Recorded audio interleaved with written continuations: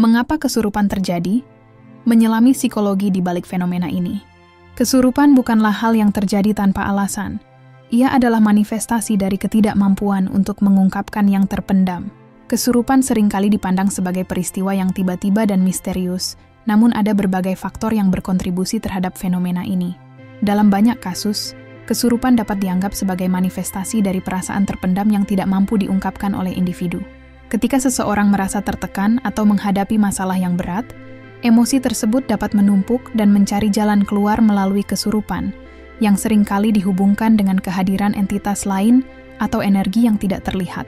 Selain itu, kesurupan juga dapat dipahami sebagai salah satu strategi coping untuk mengatasi stres yang dialami.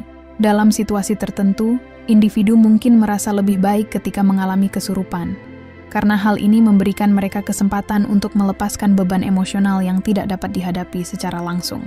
Kita semua pernah mengalami tekanan dari pekerjaan atau studi yang menumpuk. Dalam situasi seperti ini, banyak dari kita memilih untuk bersosialisasi, membaca, atau menikmati hobi sebagai cara untuk mengatasi stres. Strategi-strategi ini termasuk dalam bentuk coping positif, di mana individu berusaha menemukan cara yang sehat untuk meredakan ketegangan dan menjaga kesejahteraan mental. Melalui kegiatan ini, kita dapat melepaskan stres dan kembali merasa lebih baik dalam menghadapi tantangan sehari-hari. Namun, tidak semua orang memiliki akses atau kemampuan untuk menggunakan strategi coping yang positif. Dalam beberapa kasus, individu mungkin terjebak dalam kondisi emosional yang sulit dan beralih kepada strategi coping negatif, seperti kesurupan.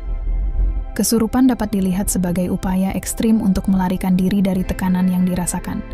Alih-alih mengatasi masalah secara langsung, individu memilih untuk mengalami keadaan di mana mereka merasa tidak sepenuhnya dalam kendali, yang bisa menjadi cara untuk melepaskan emosi terpendam.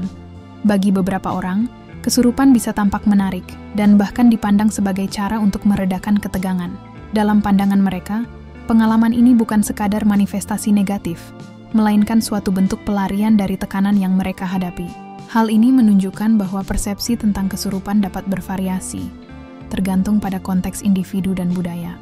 Dalam beberapa kasus, kesurupan dianggap sebagai pengalaman spiritual yang dapat memberikan kedamaian atau pemahaman lebih dalam tentang diri sendiri. Namun, stigma sosial seringkali mengaitkan kesurupan dengan pengaruh makhluk halus, yang dapat memengaruhi cara orang melihat individu yang mengalaminya.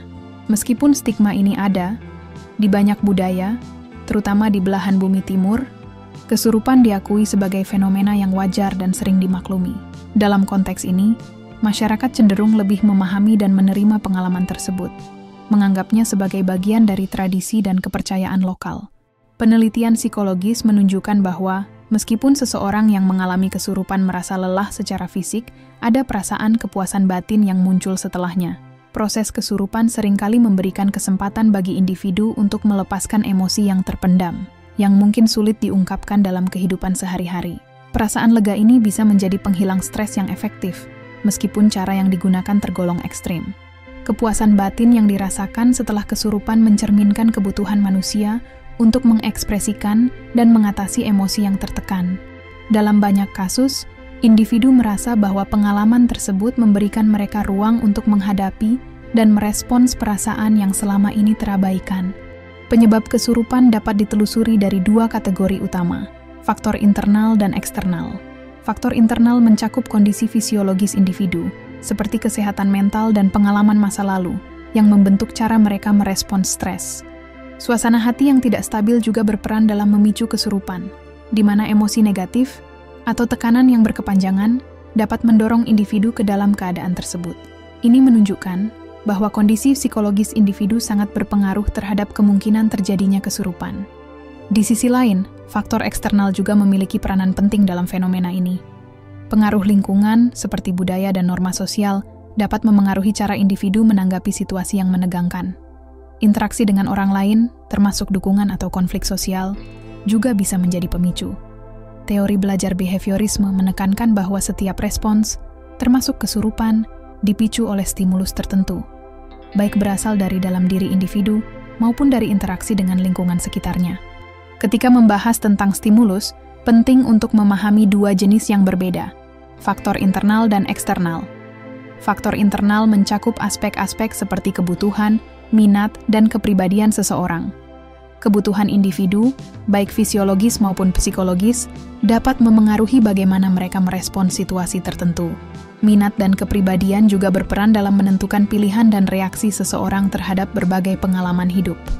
Di sisi lain, faktor eksternal berhubungan dengan interaksi sosial dan lingkungan di mana individu berada. Pengaruh dari orang-orang di sekitar, norma sosial, dan kondisi lingkungan dapat menjadi pemicu penting dalam proses pengambilan keputusan dan respon terhadap stres. Interaksi sosial yang positif atau negatif dapat memberikan stimulus yang signifikan bagi individu, memengaruhi cara mereka beradaptasi dan merespons berbagai situasi. Ada pola kepribadian tertentu yang sering terlihat pada individu yang mengalami kesurupan. Kepribadian ini dapat mencakup karakteristik seperti sensitivitas emosional, kecenderungan untuk merasakan tekanan dengan lebih mendalam, dan keterbukaan terhadap pengalaman spiritual. Faktor-faktor ini berperan penting dalam menentukan bagaimana seseorang merespon stimulus yang ada di sekitarnya, termasuk situasi yang menimbulkan stres atau kecemasan. Ketika dua orang memiliki kepribadian dan keyakinan yang berbeda, respons yang muncul terhadap stimulus yang sama pun dapat sangat bervariasi. Misalnya, individu yang lebih terbuka terhadap pengalaman spiritual mungkin lebih cenderung mengalami kesurupan sebagai bentuk pelarian atau ekspresi diri, sementara orang dengan kepribadian yang lebih rasional mungkin tidak merespons dengan cara yang sama. Menyelami lebih dalam fenomena kesurupan memberikan kita pemahaman bahwa ini bukan sekadar peristiwa aneh, melainkan sebuah cara kompleks yang digunakan individu untuk mengatasi ketidaknyamanan yang mereka rasakan. Dalam video selanjutnya, kita akan mengeksplorasi lebih lanjut tentang bagaimana kepribadian mempengaruhi prevalensi kesurupan dan mekanisme di baliknya. Memahami kesurupan adalah memahami diri kita sendiri. Apa yang terpendam seringkali memiliki cerita yang lebih dalam. Terima kasih sudah menonton. Jangan lupa like, subscribe, dan share. Sampai jumpa di konten selanjutnya.